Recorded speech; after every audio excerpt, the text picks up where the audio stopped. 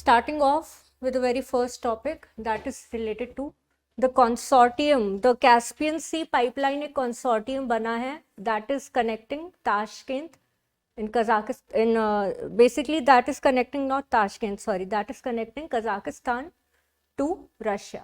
ठीक है, तो कुछ important oil and gas fields हैं, oil and gas pipelines हैं that passes or they go across the Caspian Sea through various other important oil fields जिसमें काफ़ी सारे countries का stakehold है. इसका जो इनिशिएटिव लिया गया था that was started off in 2001. 2001 में इसको बेसिक रीजन से इसलिए कमीशन किया गया so that रशिया के पास ऑयल सिक्योरिटी बनी रहे, right, oil and gas transport. And second thing, after the downfall of USSR Kazakhstan का जो एक्सपोर्ट बास्केट है उस पर ये बहुत ही इंपॉर्टेंट रोल प्ले करता है, right. Many people say that okay it is comprising of 90% of Kazakhstan export basket. But यहाँ पे अगर हम लोग ब्रॉडर एस्पेक्ट में देखें तो after the Russia Ukraine war ये और भी ज़्यादा न्यूज़ में आ गया. रशिया यूक्रेन में वॉर हुआ सो पॉलिटिकल स्टैंड था जितनी भी वर्ल्ड पावर्स का, मेजर वर्ल्ड पावर्स का, खास करके वेस्टर्न कंट्रीज का. They started to impose sanctions on Russia. Russia जिन जिन चीज़ों पे डिपेंडेंट है, for example oil, gas, energy, crude etcetera, उस पर सैंक्शंस इम्पोर्ट करने स्टार्ट कर दिए गए. देन आप शांत रहो, नॉट अ प्रॉब्लम, नथिंग, ठीक है. बट उसका फ्लिप साइड आप ये देखो कि पॉलिटिकल स्टैंड, फॉर एग्जांपल अगर यूएस एंड यूरोप जैसे कंट्रीज ऐसा पॉलिटिकल स्टैंड ले रहे हैं कि रशिया के ऊपर सैंक्शंस लगाना है, but at the same time जो एक हम स्ट्रॉन्ग होल्ड मेंटेन कर रहे हैं, एट द सेम टाइम जितने भी आपके बिजनेसेस हैं वो ये नहीं चाहेंगे that for the sake of global peace, for the sake of maintaining peace in Ukraine, they would not want to cut off their supplies, to cut off their businesses completely with Russia. ठीक है, Russia के साथ completely हम business ties cut off कर दें, no one would want that, right? तो यहाँ पे अगर हम देखें जो टेंगिस ऑयल फील्ड है, Tengiz oil field is basically in Kazakhstan, right. And Russia के पास जो ब्लैक सी से एडजॉइनिंग पोर्ट है that is precisely Novorossiysk port, right. तो वहाँ से लेके यहाँ तक passing across major countries, right, passing across the Black Caspian Sea and then the Black Sea, it is made available in Russia, right. तो ये की ईस्ट वेस्ट पाइपलाइन का एक बहुत ही इंपॉर्टेंट, बहुत ही महत्वपूर्ण हिस्सा है, right. So it was, even though it was started off in 2001 after the Russia Ukraine war, it gained much more prominence, not just because of political reason but also because of business reasons. अगर हम लोग इसको broader perspective में समझने की कोशिश करें तो जितने भी आपके इंटरनेशनल सैंक्शंस रखते हैं, कहीं भी कोई भी जियोपॉलिटिकल क्राइसिस आता है और इंटरनेशनल सैंक्शंस लगते हैं, what happens is on the face of geopolitical crisis and on the face of international sanctions, economy का फॉल आउट होने के चांसेस बढ़ जाते हैं, राइट. बट ऐसा तो नहीं है कि जितना भी बिजनेस हो रहा है, जितना भी एक्सपोर्ट इंपोर्ट हो रहा है दो कंट्रीज के बीच में, सारा का सारा गवर्नमेंट कर रहा है,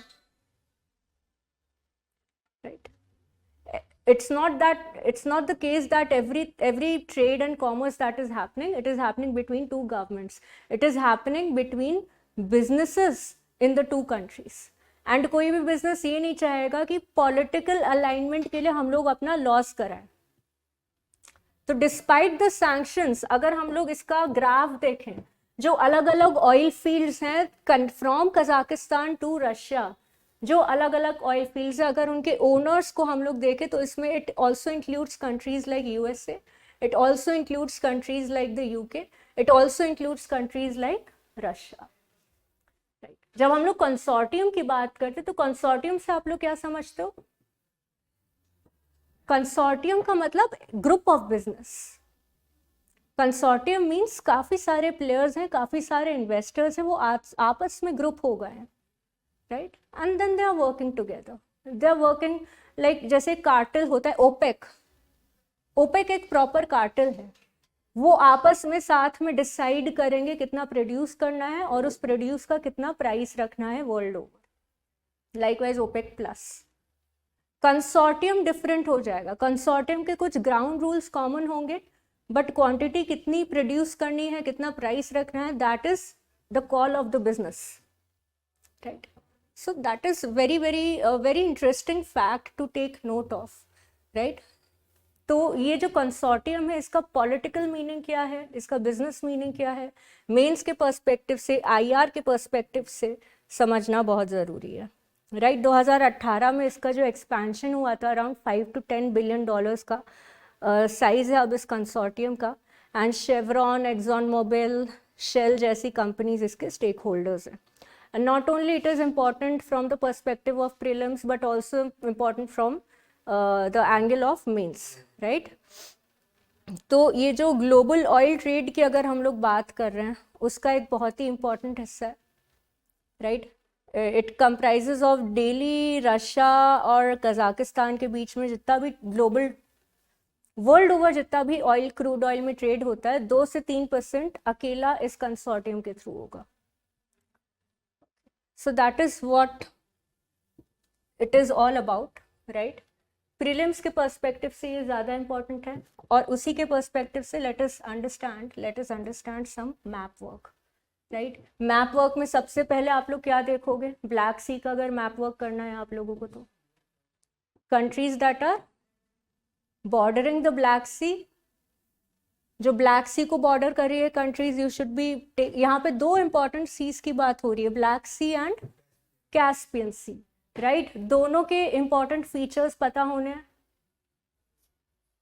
ब्लैक सी और भी ज्यादा न्यूज में आया because of the Russia Ukraine war, okay.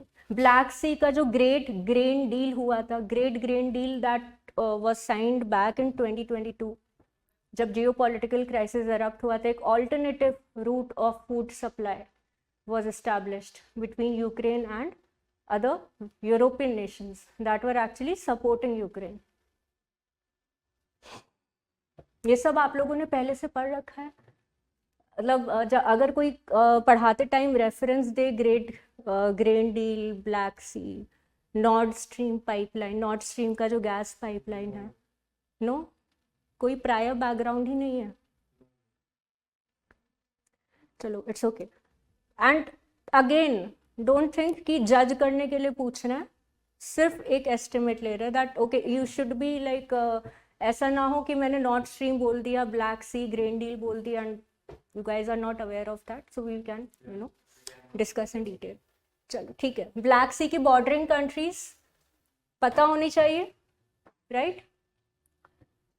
Take note of that, काफ़ी सारे नमोनिक्स आप लोगों को मिल जाएंगे इंटरनेट पे, मैप देख सकते हो, रेगुलर जितनी बार न्यूज में आ रहा है उतनी बार आप लोगों ने मैप उठा के देख लिया। Another important fact is Black Sea Mediterranean Sea से कनेक्टेड है,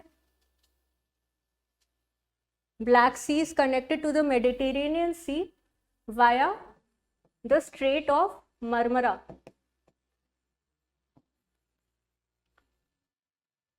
ये एक इंपॉर्टेंट स्ट्रेट है जो कनेक्ट करता है ब्लैक सी को मेडिटेरेनियन सी से, and Mediterranean Sea Atlantic Ocean से कैसे कनेक्ट होता है,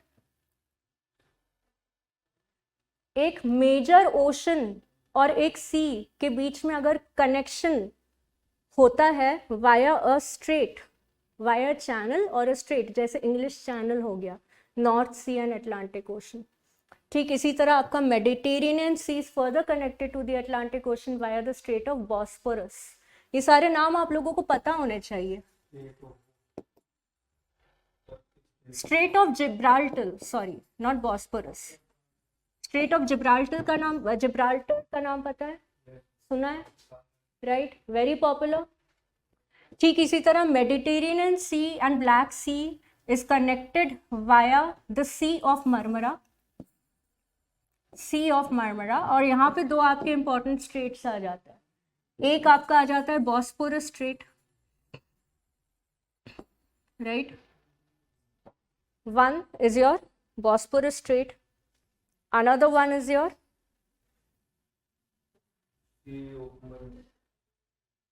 अरे नहीं रे, सी ऑफ मरमरा तो सी है, उससे दो इंपॉर्टेंट स्ट्रेट्स कनेक्टेड है. I am myself forgetting the name. No no no no no, डार्डनील्स.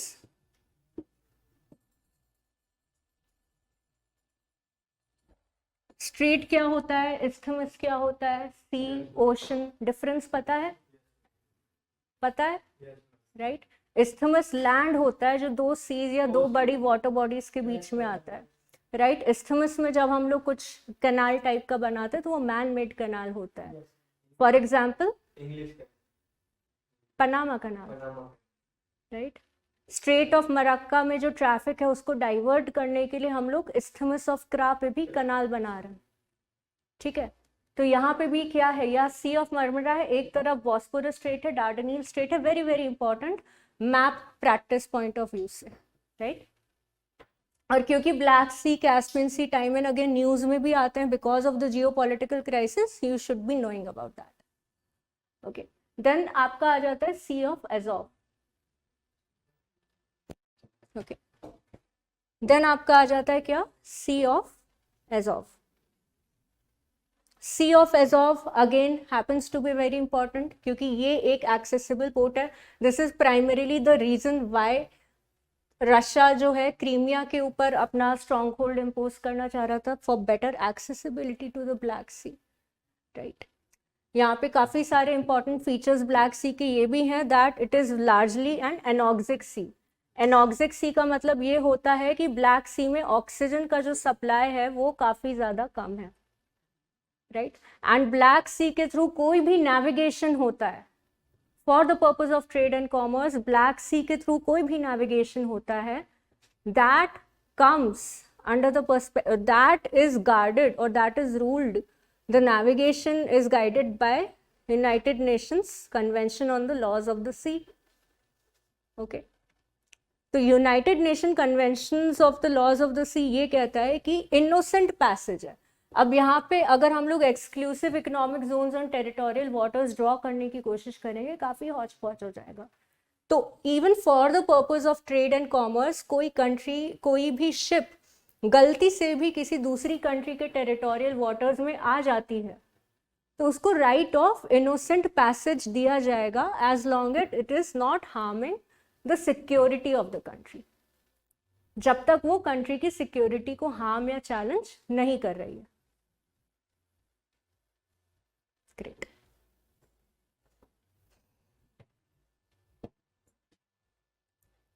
दूसरा हम लोग देख लेते हैं कैस्पियन सी के बारे में. What are some interesting features of Caspian Sea that you know of?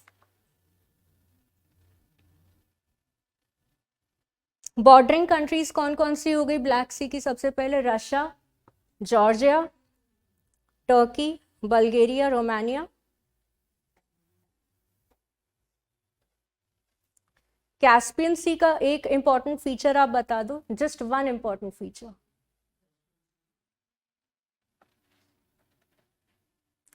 इसका कोई आउटवर्ड ड्रेनेज हो रहा है कैस्पियन सी का? लैंड बाउंड है, राइट? इनलैंड सी है, one thing. Second thing, it is world's highest inland sea, world's highest inland sea, right?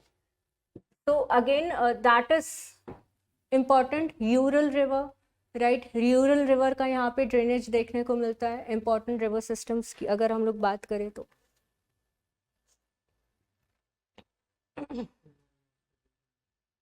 Yes,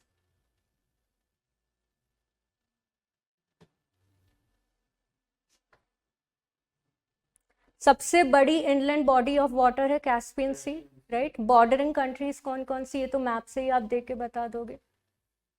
Russia, Azerbaijan, Turkmenistan, Kazakhstan. इसका जो निमोनिक है that is to remember the bordering countries. You can,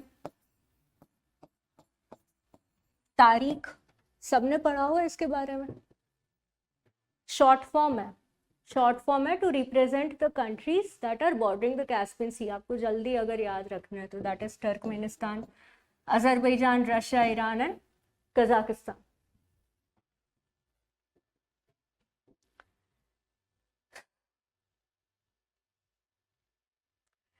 ठीक है, that was it. और क्योंकि inland sea है, it is very very saline in nature as well. Another important aspect to understand is Caspian Sea plays a very very crucial role in western disturbances. Western disturbances से what do you understand? जनवरी and फरवरी में जो high pressure region से जो winds आती हैं, when they pass across the Mediterranean Sea, they pass across the Caspian Sea, they finally enter via the Arabian Sea, they finally enter the Indian subcontinent. तो वो जैसे इंडियन सबकॉन्टिनेंट, हाँ exactly, Indian subcontinent में enter करती है, they bring a lot of heavy rainfall and along with that sand storms and dust storms के भी chances होते हैं, because they are already passing through the desert region also. ठीक है, चलो दूसरा जो इम्पोर्टेंट आर्टिकल आया था द हिंदू में, that is the arbitration and conciliation act. Okay, so arbitration and conciliation क्या होता है with respect to the Indian polity? Let us understand that. What do you mean by arbitration? Exactly, outside court settlement. कुछ important terms हैं, for example you have arbitration, you have mediation, negotiation, conciliation, and एक important outside court settlement का जो जरिया है that is through लोक अदालत system. Arbitration and mediation for example हम लोग ले लेते हैं, difference क्या है? आर्बिट्रेशन में भी थर्ड पार्टी है, दो पार्टीज के बीच में कोर्ट के बाहर सुलह करा रहा है, लाइक एमिकेबल सेटलमेंट में both the parties are being made to reach an amicable settlement. Amicable यानी कि फ्रेंडली सेटलमेंट। मीडिएशन भी, जो मीडिएटर है वो भी यही कोशिश कर रहा है कि दोनों पार्टीज के बीच में एक सेटलमेंट एस्टैब्लिश हो जाए। अब दोनों के बीच में डिफरेंस, लीगल डिफरेंस आ जाता है कि जो आर्बिट्रेटर है उसका जो अवार्ड होता है वो बाइंडिंग होता है, it is binding on both the parties. And सबसे ज्यादा जरूरी बात ये है, अगर हमको ये समझ में आ जाए कि बाइंडिंग क्यों होता है, why it is binding on both the parties, that is more important to understand, right? The reason it is binding on both the parties, the reason it is binding between two parties is because दोनों parties का mutual consent लिया, दोनों parties को negotiate करवाया कि आपस में एक सेटलमेंट में आप रीच कर लो, राइट? एंड जो आर्बिट्रेशन का जो स्टेज भी होता है वो भी दोनों पार्टीज के म्यूचुअल कंसेंट से होता है, right? Both the parties are deciding, purposely they are deciding कि हमको कोर्ट कचहरी का खर्चा अब और नहीं उठाना, we want a speedy justice, right? We want speedy justice at a lesser fee, lesser time, और हम लोग आपस में म्यूचुअली सेटल होने को तैयार है। जब पहले से ही सब अग्रीड है और बाद में अगर वो लीगली नॉन बाइंडिंग हो गया तो it will not have any meaning, कोई मतलब नहीं रह जाएगा। इसीलिए उसका बाइंडिंग लॉजिकल भी है, that it has to be binding, first thing. Second thing, mediation और नेगोशिएशन एंड इवन कंसिलिएशन, ये तीनों नॉन बाइंडिंग होते हैं। ये तीनों नॉन बाइंडिंग इसलिए होते हैं बिकॉज मोस्टली ये प्री लिटिगेशन केसेस में हम लोग हैंडल करते हैं। आर्बिट्रेशन ऐसा भी हो सकता है कि कोर्ट में केस चल रहा है, सेटलमेंट हम लोग नहीं रीच कर पा रहे हैं, तो दोनों पार्टीज डिसाइड करती है कि कोर्ट केस बंद करो, आर्बिट्रेटर के पास जाओ। कोर्ट से परमिशन भी मिल जाती है इसकी, राइट? कोर्ट से परमिशन भी मिल जाती। तो ये यूजुअली पोस्ट लिटिगेशन केसेस में, अगर से फॉर एग्जांपल कोर्ट का जो अवार्ड है और डिक्री है उसमें टाइम लग रहा है, लीगल प्रोसीजर्स बहुत लंबे लंबे हो रहे हैं, टाइम वेस्ट हो रहा है, तो उन लीगल प्रोसीजर्स को भी बाईपास करके we go to the arbitrator. And India में arbitrator councils of India Act 2021, it was first initiated somewhere in 1991-96, फिर 3-4 बार उसमें रेगुलेटरी अमेंडमेंट्स हुए, then we came up with this particular arrangement और settlement. ठीक है, तो ये फ्लेक्सिबल स्पीडी डिस्प्यूट रेजोल्यूशन के ये लगभग आप सारे ही तरीके हैं। अगर हम लोग मीडिएशन की बात करें तो मीडिएशन में आपका आ जाता है mediation act 2023। You have the mediation act of 2023। ये इसको मीडिएशन को जो है गवर्न करता है। ठीक है, तो ये नॉन बाइंडिंग होता है, प्री लिटिगेशन होता है। Pre litigation means instead of going to the court कचहरी, instead of taking the court कचहरी का चक्कर, we are going to a mediator. Mediator के पास जाके हम पहले ही अपना डिस्प्यूट जो है रिजॉल्व करने की कोशिश करेंगे। मीडिएटर जहाँ पे फेल हो जाता है, जब नहीं कर पाता dispute resolve, then we are ultimately going to the district court, sessions magistrate, whatever is required. Right, confidential ये भी होता है, राइट, बट आर्बिट्रेशन की तरह ये नॉन बाइंडिंग होता है। okay. तो मीडिएशन एक्ट हम लोगों ने इनैक्ट किया था सबसे पहले इन 2023। ठीक है, 2023 में basically there are certain sections that define mitigation. Basically होता क्या है, who is the eligible professional, कौन लीगली क्वालिफाइड है एज एन आर्बिट्रेटर, कौन लीगली क्वालिफाइड है एज अ मीडिएटर, ये सारे रिस्पेक्टिव एक्ट्स में डिफाइंड है। चाहे वो आर्बिट्रेशन काउंसिल एक्ट हो गया 2021 का, चाहे वो मीडिएटर एक्ट हो गया 2023 का। ठीक है, फॉर एग्जांपल मीडिएटर वो इंसान हो सकता है जिसके पास कम से कम 15 साल का प्रोफेशनल एक्सपीरियंस है। अब ऐसे टर्म्स एंड कंडीशंस को ले डाउन करने का भी एक रीज़न ये है कि ऑल्टरनेटिव डिस्प्यूट मैकेनिज्म्स अगर हमने उसका अरेंजमेंट किया हुआ है तो it has to be of utility, वो वेस्ट ना जाए। ठीक है, वो अनयूटिलाइज, उसका जो पर्पस है वो सॉल्व हो। इसीलिए very highly qualified professionals are taking care of each of these dispute resolution mechanisms. इससे अगर हम मेंस के पर्सपेक्टिव से कुछ पॉइंट्स अगर हम लोग देखें तो इससे और भी क्या फ़ायदा होगा, जो कोर्ट्स में पेंडेंसी ऑफ केसेस हैं उसमें कमी आएगी, जो छोटे मोटे केसेस हैं उसका स्पीडी रेजोल्यूशन जल्दी देखने को मिलेगा। Right, this will also shift the energy of the courts towards cases जो बहुत ज़्यादा इम्पॉर्टेंट हैं, जो they are of high importance, they are of key importance. उनमें कोर्ट्स अपना टाइम ज़्यादा एफिशिएंटली एलोकेट और मैनेज कर पाएंगे। सेम इज़ द रीज़न लोक अदालत भी कॉन्स्टिट्यूट करे गए अंडर नालसा। नालसा के अंदर आते हैं लोक अदालत। राइट, लोक अदालत भी क्या है, एक आर्बिट्रेशन है, एक चालान कम करवाता है। नहीं, एक्चुअली एग्जाम्पल अच्छा है। क्यों? एग्जाम्पल के तौर पे लोक अदालत या आर्बिट्रेशन चालान कम करवाने वाले केसेस ही लेते हैं, छोटे मोटे केसेस ही लेते हैं। अगर हम लोग इसका लीगल प्रोविजन देखें तो कोई भी ऐसा केस जिसकी पेनाल्टी 2 साल से ज़्यादा के इम्प्रिजनमेंट की है वो लोक अदालत के पास नहीं जाएगी। वो वही केसेस से डील करेगा जिसकी penalty has an imprisonment of less than 2 years। Okay, तो ये एक इम्पॉर्टेंट एस्पेक्ट हो जाता है। छोटे मोटे जो पेटी केसेस होते हैं अगर कोर्ट में जाएंगे तो टाइम वेस्ट होगा, तो यहाँ पे pre litigation measures are well in place. Lok Adalat district लोक अदालत लगती हैं, विलेज लोक अदालत लगता है। इट इज़ यूजुअली लोक अदालत कब कितने ड्यूरेशन में शेड्यूल हो रही है, कब शेड्यूल हो रही है, उसका स्टेट का भी एक महत्वपूर्ण रोल हो जाता है। उसका एक बाकायदा सर्वे भी होता है कि आप लोक अदालत को किस हद तक कितना इम्प्लीमेंट कर पा रहे हो।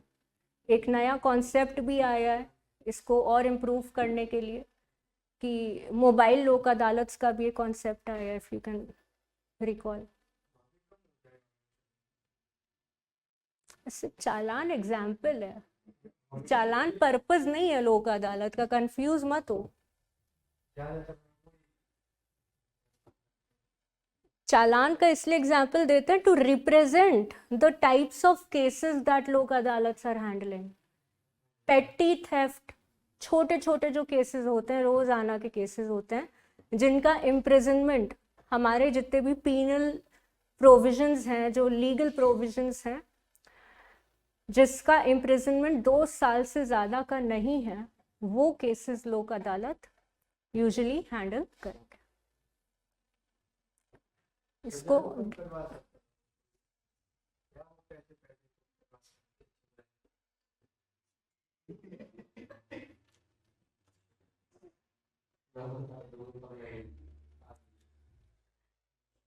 कोई बात नहीं, चलो होता है। बोर हो रहे हो क्लास में आजकल बहुत? क्या एग्जैक्ट क्वेश्चन क्या है, क्या पता रेलेवेंट क्वेश्चन है?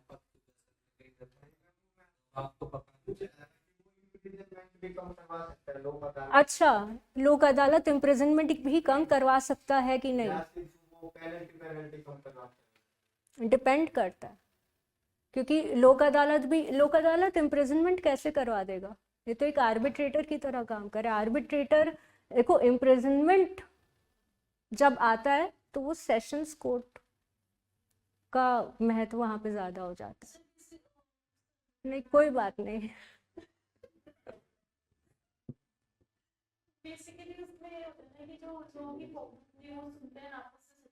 एग्जैक्टली, जब आपस में सेटलमेंट कराने के लिए हम लोग अदालत, अब मान लो किसी ने चोरी करी, 200, 300, 500, 1000 रुपए की चोरी करी, अब उसके लिए उसको जेल थोड़ी ना भेजेंगे। ले गए लोक अदालत, कोई ऑल्टरनेटिव पनिशमेंट दे देंगे, ऐसा नहीं कि पनिश नहीं करेंगे, ठीक है, कोई alternative punishment they they, but ले जाएंगे लोक अदालत के पास, ठीक है। वहां पे इम्प्रिजनमेंट का कोई खास, आप उसका एस्पेक्ट उससे कंफ्यूज मत करो। इम्प्रिजनमेंट हो जाएगा भाई उन क्राइम्स के लिए, कॉग्निजेबल ऑफेंस होता है, एक नॉन कॉग्निजेबल ऑफेंस होता है, राइट। एक में पहले से ही आप अरेस्ट वारंट इशू करके इम्प्रिजन कर सकते हो, काफ़ी सारे रूल्स एंड रेगुलेशंस हैं। अब इतने सीरियस अगर केस हो जाएंगे तो वहाँ पे सेशंस कोर्ट का रोल ज़्यादा इंपॉर्टेंट होगा एज कंपेयर टू लोक अदालत। दूसरा जो आप लोगों का इम्पॉर्टेंट एस्पेक्ट है, इसीलिए कहते हैं ज़्यादा सवाल मत किया करो, अदरवाइज फिर हम पॉलिटी पढ़ेंगे तो पॉलिटी पढ़ते रह जाएंगे, ज्योग्राफी तो ज्योग्राफी भूल जाओ, डेली न्यूज एनालिसिस। फिर यस, चलो जॉब स्टोरी की अगर यहाँ पे बात करें तो जॉब स्टोरी क्या है? ये PLFS रिपोर्ट। अब जल्दी से मैं कुछ क्वेश्चंस का आंसर, कुछ क्वेश्चंस करूंगी, एंड यस के अलावा आप कुछ भी बोल सकते हो, ठीक है। कौन पब्लिश करता है periodic labour force survey? Which authority publishes the periodic labor force survey?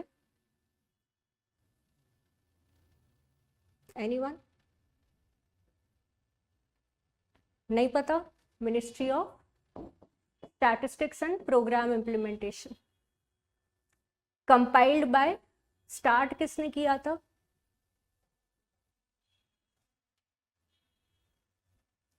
– 2017 में इसको स्टार्ट किया गया था वाया नेशनल स्टैटिस्टिक्स ऑर्गेनाइजेशन।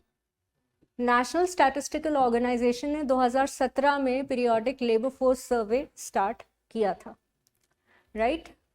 इसमें आपके एम्प्लॉयमेंट, इसमें आपके अलग अलग एस्पेक्ट्स आ जाएंगे, labour force data, quarterly labour force data, इसमें अर्बन एंड रूरल दोनों ही रीजन्स के लिए पब्लिश होता है। तो अभी जो रीसेंट पब्लिकेशन आया है क्वार्टरली बुलेटिन के नाम से आया है, दैट इज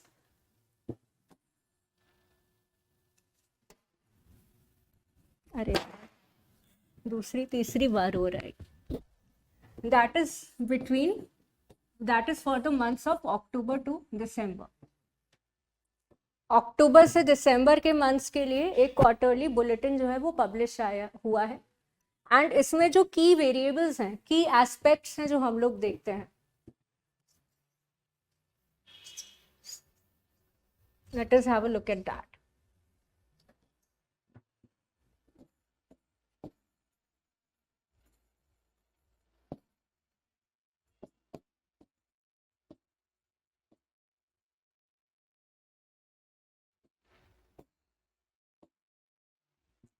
इसमें हम लोग एम्प्लॉयमेंट एंड अनएम्प्लॉयमेंट के वेरिएबल्स का एक असेसमेंट लेते हैं, उसकी एक स्टडी कंडक्ट करवाते हैं, रूरल और अर्बन रीजन्स के लिए। अगर हम लोग अर्बन रीजन्स की बात करें तो यहाँ पे करंट वीकली स्टेटस मतलब कि एम्प्लॉयमेंट स्टेटस क्या था फॉर द पास्ट 7 डेज वो कैलकुलेट होता है, राइट। करंट वीकली स्टेटस के बेसिस पे हम लोग कैलकुलेट करते हैं वर्कर पॉपुलेशन रेशियो, हम लोग कैलकुलेट करते हैं पीरियोडिक लेबर फोर्स सर्वे, और हम लोग कैलकुलेट करते हैं अनएम्प्लॉयमेंट रेशियो। कुछ क्लियर हो रहा है? कोई कंफ्यूजन तो नहीं है? हो रहा है कंफ्यूजन तो बता दो, इट्स ओके। वर्कर एक एक एस्पेक्ट को हम लोग समझेंगे, ठीक है। कि वर्कर पॉपुलेशन रेशियो का मतलब क्या हुआ कि जितना पॉपुलेशन है उसमें वर्किंग एज जो एक्चुअली में जो लोग एम्प्लॉयड हैं, जो वर्किंग है, वो कितने हैं। सिंपल सी बात।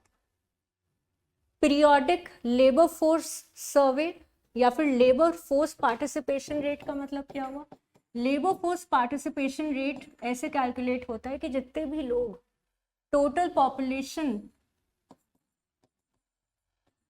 between the age of between a certain age group of what we can say is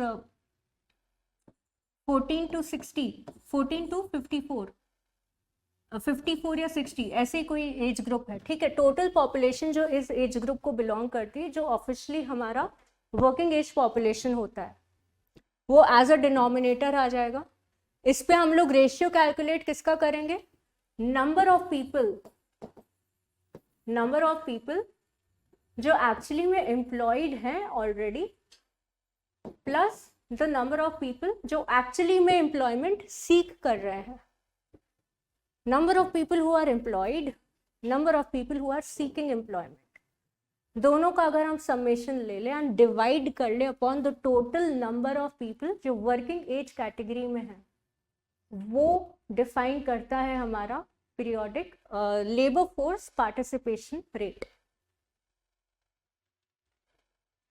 right. Labour force participation rate. उसके बाद जो तीसरा हमारा रेशियो आ जाता है, that is the unemployment ratio, ठीक है। तो ये हमारे 3 इंपॉर्टेंट एग्रीगेट्स और स्टैटिस्टिक्स आ गए। अब हम लोग रूरल रीजन के पास, रूरल एरिया की अगर हम लोग बात करें तो यहाँ पे इन्हीं तीनों एग्रीगेट्स का हम लोग यूजुअल स्टेटस पब्लिश करते हैं। इन्हीं तीनों एग्रीगेट्स का हम लोग यूजुअल स्टेटस पब्लिश करते हैं, ठीक है। तो पीरियोडिक लेबर फोर्स सर्वे जो है बहुत ज़्यादा इम्पॉर्टेंट है in the context of having an active data with respect to the state of employment in the economy. उसका जो एक्टिव डेटा है अगर वो रेगुलरली अपडेट होगा तो पॉलिसी मेकर्स को काफ़ी बेनिफिट रहेगा, right. Policy makers will be by and large they will be benefited। यहाँ पे हम वर्कर पॉपुलेशन रेशियो की, अगर प्रेजेंट वर्कर पॉपुलेशन रेशियो की बात करें तो 15 साल से ऊपर के जितने भी लोग हैं, वर्कर पॉपुलेशन रेशियो में 2023 का जो टाइम पीरियड है 46% अगर था, तो 2024 के टाइम पीरियड में 47 to 48%, यानी कि थोड़ा सा हमको इंक्रीज देखने को मिला है, ओके। ठीक इसी तरह जो अनएम्प्लॉयमेंट रेट है, unemployment rate for main in urban areas,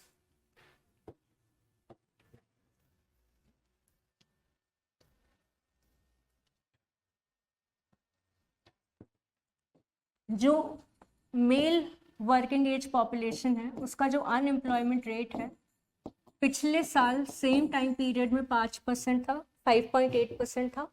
इस साल भी सेम टाइम पीरियड के लिए it is somewhere around 5.8% only. But अगर हम लोग फीमेल्स का अनएम्प्लॉयमेंट रेशियो देखें for the same time period, उसमें हमें सिग्निफिकेंट इम्प्रूवमेंट देखने को मिला है, ठीक है। पिछले टाइम पीरियड में when it was 8.1%, now it is 8.6%, now it is 8.6%। यहाँ पे भी एम्प्लॉयमेंट की अलग अलग कैटेगरीज हैं कि कितने लोग सेल्फ एम्प्लॉयड हैं। सेल्फ एम्प्लॉयड मतलब खुद का स्टार्टअप है, खुद की शॉप, खुद का बिजनेस एक्सेट्रा। कितने लोग regular salaried and veg employment में है, और कितने लोग कैजुअल वर्क में है। कैजुअल वर्क मतलब कैजुअल वर्क फोर्स में आप समझ सकते हो जैसे गिग इकोनॉमी हो गई, जो आपके कॉन्ट्रैक्ट वर्कर्स होते हैं, ठीक है, एक कॉन्ट्रैक्चुअल पीरियड के लिए, या फिर गिग इकोनॉमी में अगर कोई काम कर रहा है तो जब तक उसके पास सर्विस है तब तक वो एम्प्लॉयड है, जब तक सर्विस नहीं है तब तक एम्प्लॉयड नहीं है। गिग इकोनॉमी से आप क्या समझते हो? What do you understand by the concept of gig economy? हाँ, जैसे आपका जोमेटो हो गया, स्विगी हो गया, राइट। ये सिर्फ एक एग्जाम्पल है, ठीक है। गिग इकोनॉमी में फिर सिर्फ ये एक छोटा एग्जाम्पल है, एक हाईली स्किल्ड प्रोफेशनल्स भी गिग इकोनॉमी का पार्ट हो सकते हैं। डाटा एनालिस्ट हो गया, मार्केटिंग मैनेजर हो गया, राइट। काफ़ी सारी फर्म्स के साथ एक साथ काम कर रहा है, डिपेंडिंग ऑन कितना काम किस फर्म के पास किस टाइम पीरियड के लिए अवेलेबल है। कॉन्ट्रैक्चुअल वर्क हो जाता है, कैजुअल वर्क हो जाता है, ठीक है। तो यहाँ पे अगर हम देखें तो 39 to 40% जो है वो सेल्फ एम्प्लॉयमेंट की कैटेगरी में आता है 2024 का अगर डेटा देखें। ये सारी चीज़ें इंपॉर्टेंट हैं, प्रीलिम्स के लिए भी इंपॉर्टेंट है, मेंस के लिए भी इंपॉर्टेंट है।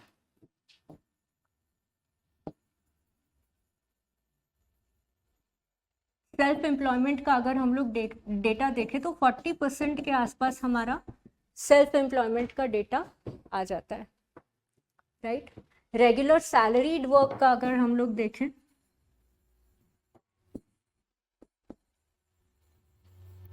तो 50%। कैजुअल वर्कफोर्स में अभी भी उतना ज़्यादा वॉल्यूम नहीं है, समवेयर अराउंड 10.7%। एंड जितने भी हमारे लेबर इकोनॉमिस्ट्स हैं, यानी कि जो लेबर मार्केट को स्टडी करते हैं, डिमांड क्या है, सप्लाई क्या है, राइट, लेबर मार्केट में इंफॉर्मेशन एसिमेट्री किस एक्सटेंट तक, एवरीथिंग, सबसे ज़्यादा प्रिफर्ड एंड स्टेबल जो सोर्स है एम्प्लॉयमेंट का, that is regular and salaried employment. This is considered to be as the most stable source of employment by most of the labor economists जो India के labour market को analyse और study करते हैं, ठीक है। तो मोटा मोटा यही जिस था आपका पीरियोडिक लेबर फोर्स सर्वे का। उसके अलावा लास्ट हम लोग एक आर्टिकल आज डिस्कस कर लेते हैं, that is inland water transport terminal. तो जो आपका इनलैंड वाटर ट्रांसपोर्ट टर्मिनल है ये कनेक्ट करता है इम्पॉर्टेंट रीजन्स को in order to boost trade between India, Bhutan and Bangladesh. India, Bhutan, Bangladesh में ट्रेड को बूस्ट करने के लिए ये प्रोजेक्ट जो है स्टार्ट किया गया था बैक इन 2021 एंड 2027 तक 2027 तक एक्सपेक्ट किया जा रहा है कि $1 to 2 मिलियन तक का कार्गो ये हैंडल कर सकता है। अच्छा, हमको ऑलरेडी पता है कि इंडिया और बांग्लादेश के बीच में ऑलरेडी इनलैंड वाटरवे या नेशनल वाटरवेज का अग्रीमेंट हम लोगों ने साइन किया है। ऑलरेडी कुछ इंपॉर्टेंट रेलवे लाइंस हैं, ऑलरेडी कुछ इंपॉर्टेंट रोडवेज हैं जो इंडिया और बांग्लादेश को आपस में कनेक्ट करती हैं, राइट। सबसे पहला वाटरवे टर्मिनल कहाँ पे खोला गया था? ये तो जनरल अवेयरनेस का क्वेश्चन है। इंडिया का पहला waterway terminal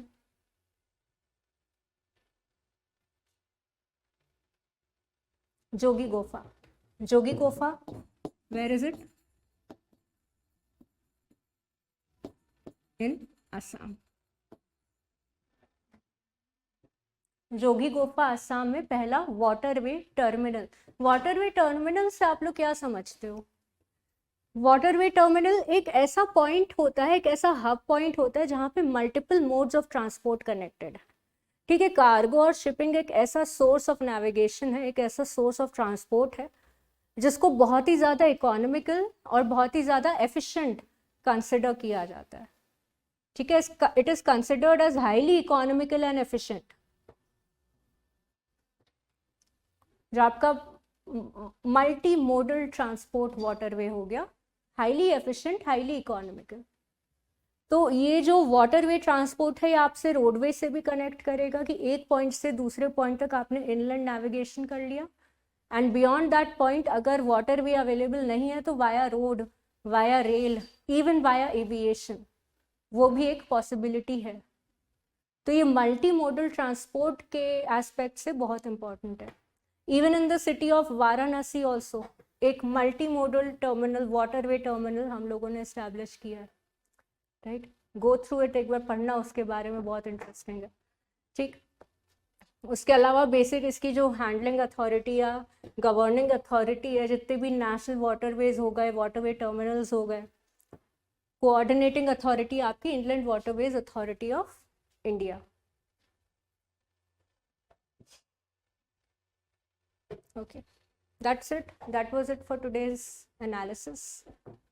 Important news articles जो कुछ टाइम पहले न्यूज़ में थे वो मैंने आज डिस्कस कर लिया, ठीक है। That's it.